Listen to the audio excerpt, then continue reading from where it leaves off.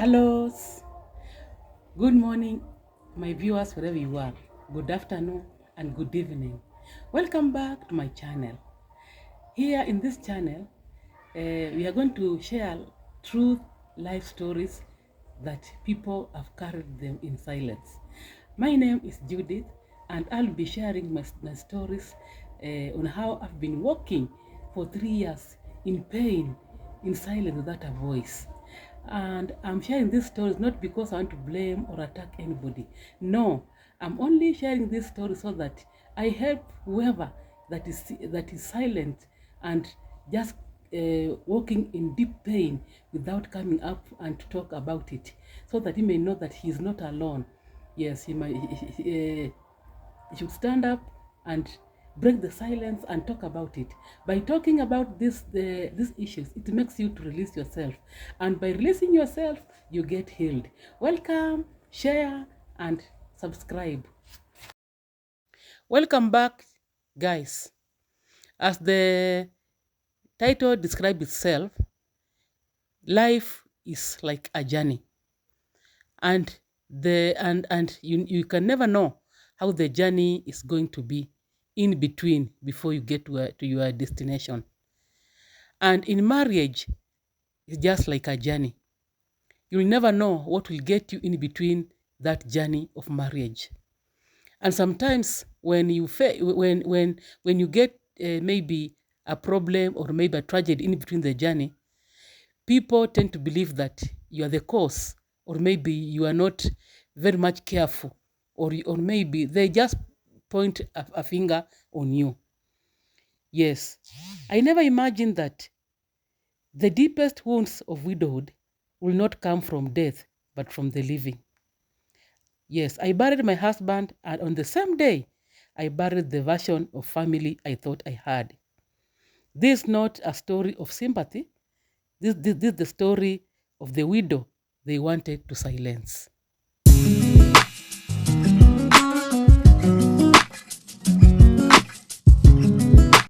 Yes, death does not have notice.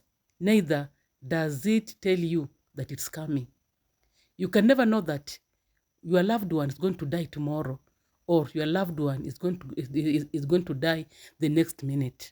Even if you have a sick person, maybe in a sick bay, you will never know when that sick person will die. Death is hidden, and it's only God that knows when you are going to die, or when anybody is going to die. When my husband died, I was still learning how to breathe without him. I was still recollecting myself. I was still in disbelief. I didn't even know, or rather believed that my husband had died. I expected comfort, or at least humanity. What I received instead was accusation. Instead of hands to hold me, I met eyes that judged me. Instead of a shoulder to carry on, guys, I faced whispers and then open suspicion around the people that I had. That was a very terrible day, the day that I wished the earth would have swallowed me.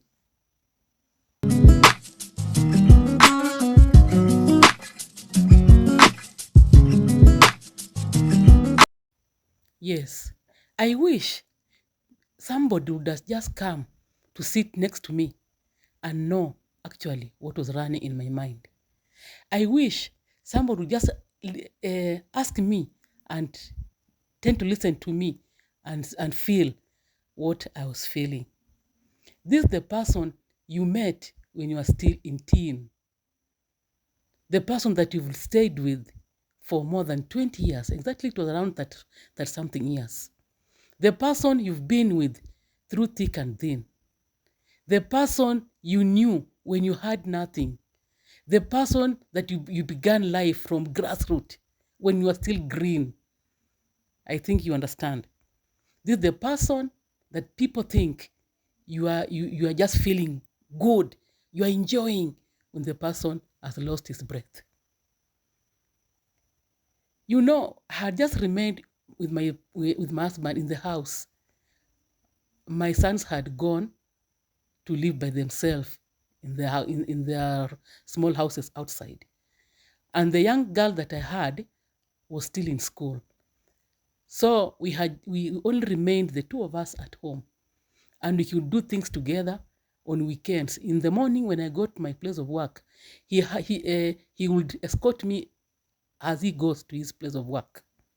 This is the person that I was attached to since my youth, since my teenage. This is the person that I believed or was just acting like my father. And this person has left you. It was so painful. It was so painful. His brothers and his sisters, his family, they didn't just grieve, they turned me into the enemy.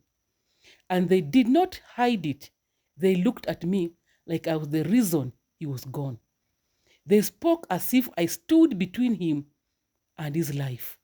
They made me carry a blame that did not belong to me.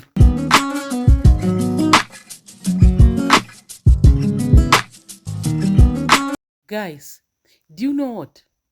Sometimes I could hear stories on TV or maybe read the magazines or maybe on friends on how they talked about the experience they underwent when they lost their spouses. But I didn't know that these things were real. I didn't know that one day they will happen to me. I didn't know that one day I'll be talking as one of them and sharing the experience that I had when I lost my husband. The names that somebody calls you, somebody that will never even stand before you when your husband was still alive, would just come and say utter anything to you, and you don't you can't answer because your head is full of very many things. You can't even argue with anybody. You can't even return back and tell them that, or maybe defend yourself. They humiliated me everywhere, in family meetings. I was not a widow to be consoled. I was a suspect to be cornered. During the funeral, instead of compassion, I stood surrounded by eyes full of quiet accusations. In the home compound, where I had once belonged as a wife, I was treated like an outsider. Among neighbors, I carried a label I never earned, the one who caused it. Nothing cuts deeper than being wounded publicly, while you have to stay silent because grief already has your throat. I was over. I didn't know even what to say.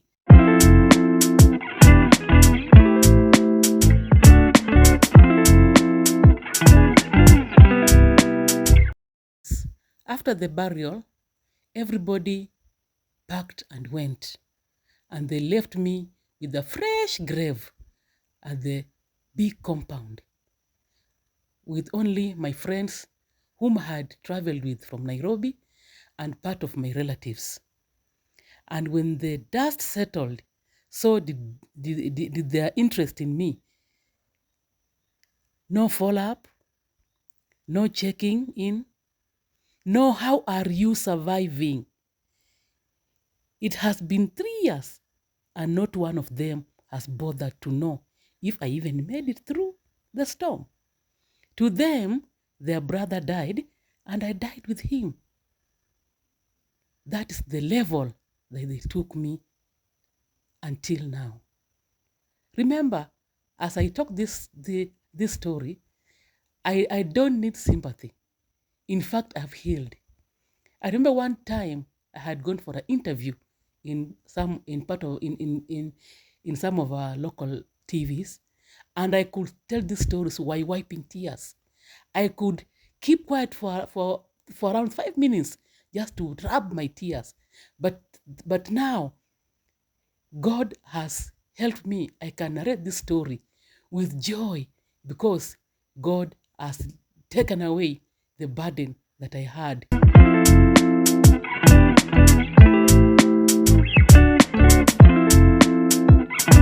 That's it, guys. But here is what they didn't expect. Silence is not the same as defeat. I did not break. I did not despair. I healed, and I can speak without bitterness because truth does not need anger to stand. I'm still here.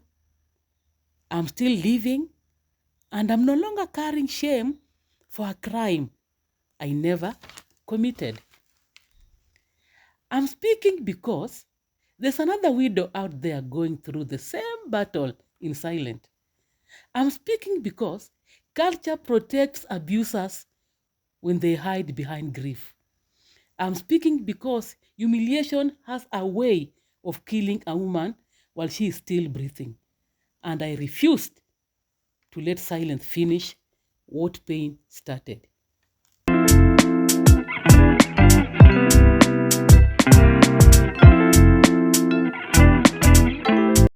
Yes, guys, this is only the beginning. In the next episode, I'll tell you what happened behind closed doors and how I found the strength to rebuild myself when no one stood beside me. If you are watching this and you have ever been blamed instead of comforted, stick with me. We will walk this road together. Thank you.